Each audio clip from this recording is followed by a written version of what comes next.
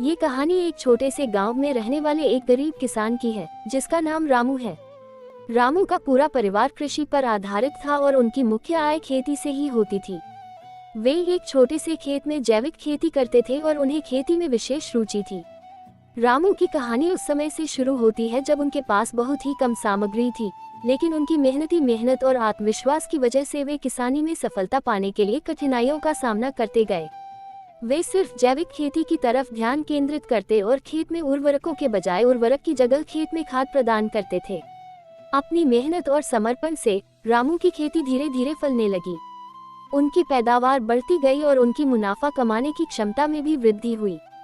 वे अपनी उत्पादों को स्थानीय बाजार में बेचते और इससे उनकी आर्थिक स्थिति में सुधार होने लगा। रामू की सफलता उनके परिश्रम, संघर्ष और सहनशीलता की कहानी है।